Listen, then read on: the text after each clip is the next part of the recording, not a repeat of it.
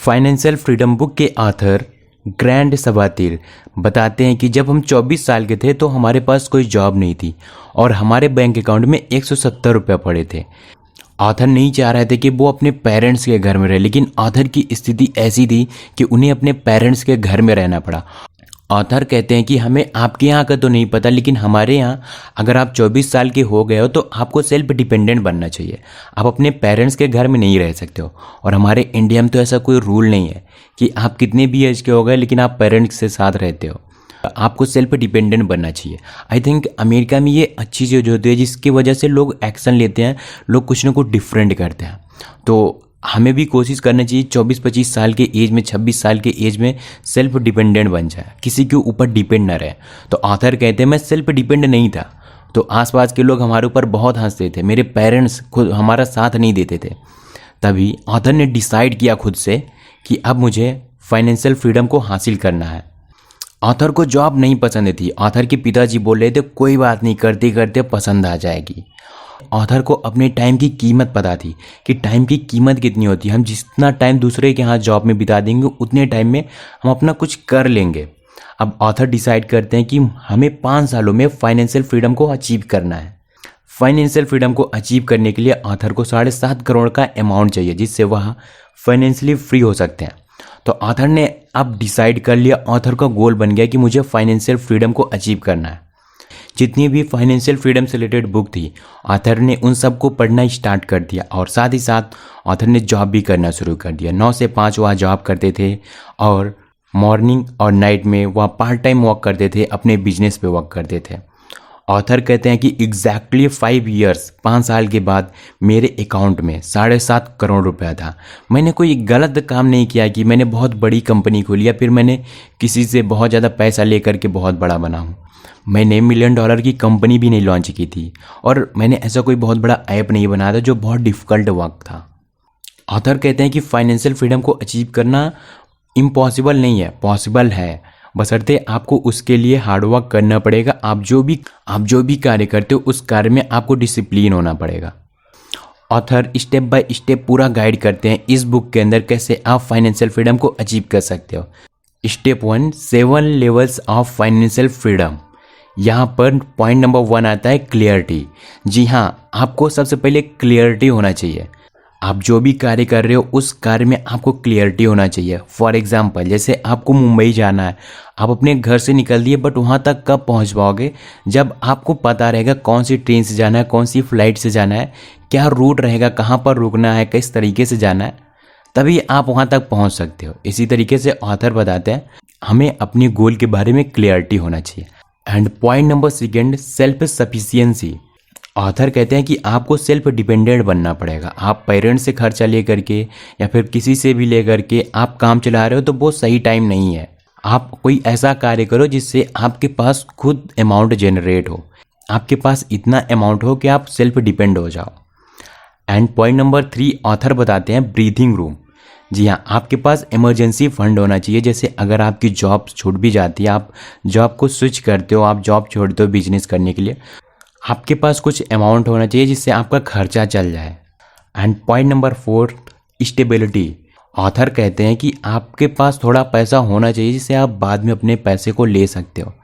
And point number 5 is flexibility. Author कहते हैं कि 2 ईयर तक आपके पास फंड होना चाहिए। आप कोई खुदा ना खास्ता कोई प्रॉब्लम हो गई तो आप अपने बोरिंग जॉब को छोड़ सकते हो।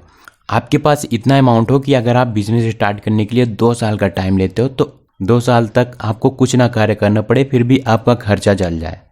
पॉइंट नंबर 6 ऑथर बताते हैं फाइनेंशियल इंडिपेंडेंस। आपके पास कोई ना कोई इनकम सोर्स होना चाहिए कि आप अगर नहीं कार्य कर रहे हो जॉब में अपने, अगर आप बिजनेस पे कार्य कर रहे हो तो वहाँ से आपको कुछ ना कुछ पैसिव इनकम आ रहा है, आपके पास कुछ ना कुछ इनकम आ रहा है, तो वो एक राइट टाइम होता है। And point number 7 evident wealth. आपकी लाइफ पूरी तरीके से कंट्रोल में होना चाहिए। जी हाँ, अगर आप बिजनेस करना चाहते हो तो आपके पास इतना अमाउंट हो, आप स्टार्टअप करना चाहते हो कि आप रिस्क ले सको। क्योंकि अगर आप जॉब भी छोड़ दिया, आप कुछ कर भी नहीं रहे हो, फिर तो कुछ प्रॉब्लम हो सकती है आगे चल करके। अगर आप जॉब छोड़ रहे हो तो आपके पास कुछ ना कुछ अमाउंट होना चाहिए या फिर बैकग्राउंड सपोर्ट होना चाहिए, देन आप अपनी जॉब को छोड़ करके बिजनेस में आ सकते हो। ये सारे पॉइंट्स का मतलब ये होता है कि ये राइट टाइम होता है आपको अपने बिजनेस में स्विच करने के लिए, जॉब से स्विच करके बिजनेस में आ सकते हो। स्टेप नंबर 2 ऑथर बताते हैं time is more valuable compare than money. पैसों के अपेक्षा टाइम बहुत ज़्यादा इम्पॉर्टेंट है।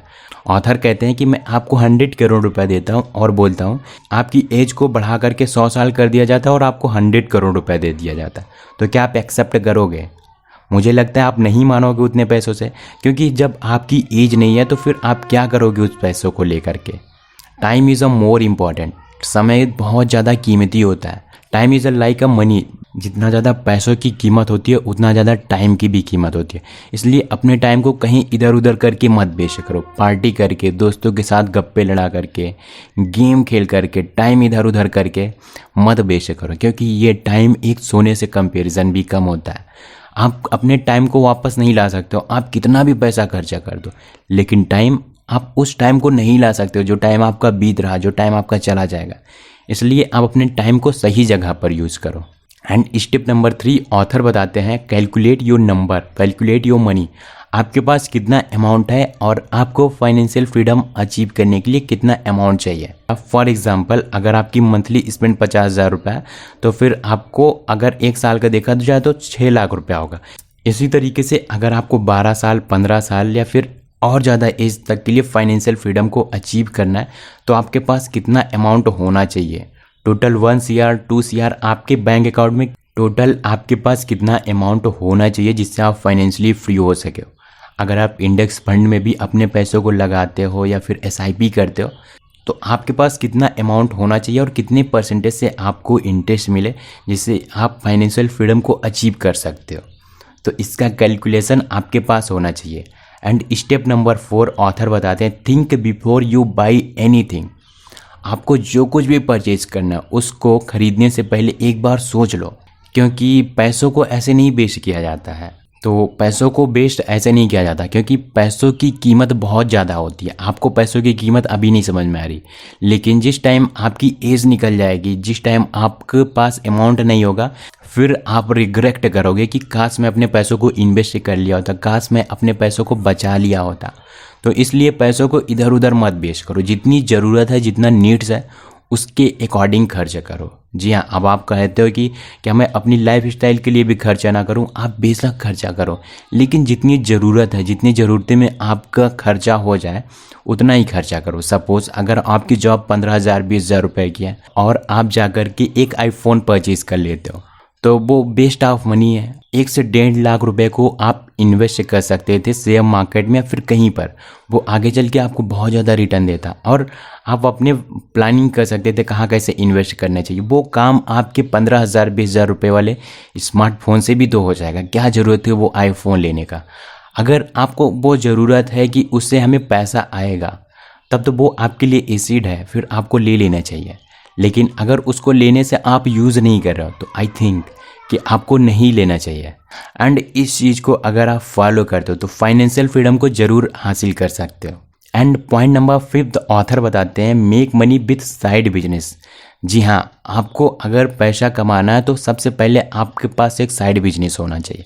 अब आप साइड बिजनेस के बहुत सारे एग्जांपल हैं। आप ऑनलाइन का टाइम चला तो आप देखोगे बहुत सारे एप्लीकेशंस हैं, बहुत सारे सॉफ्टवेयर हैं। अगर आप भी उस तरीके से स्टार्टअप का आइडिया लिए घूम रहे हो तो आप भी कहीं ना कहीं उस चीज़ को रन कर सकते हो। एंड अगर आपके पास इतने बड़े आइडिया भी नहीं है तो आप सोशल मीडिया पर आ सकते हो। इंस्टाग्राम हुआ, फेसबुक हुआ, यूट्यूब हुआ, कंटेंट क्रिएशन हुआ, वीडियो एडिटिंग हुआ, आपको कोई भी चीज़ें आती हो उस चीज़ के बारे में प्रॉपर कोर्स बना करके सेल कर सकते हो जहाँ पर विन विन सिचुएशन हो।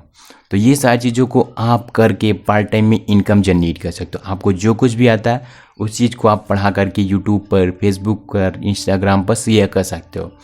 वो चीज़ अगर आपकी वैल्यूएबल है तो ज़रूर आपको वहाँ से अर्निंग्स होना शुरू हो जाएगा।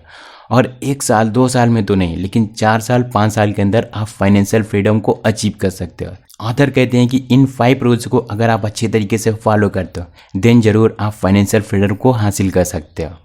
सो दोस्तों, आई होप कि ये वीडियो आपको पसंद आया होगा, और ये वीडियो आपको पसंद आया तो इस चैनल को अभी सब्सक्राइब कर देना। मिलते हैं किसी अगले वीडियो में, तब तक के लिए धन्यवाद।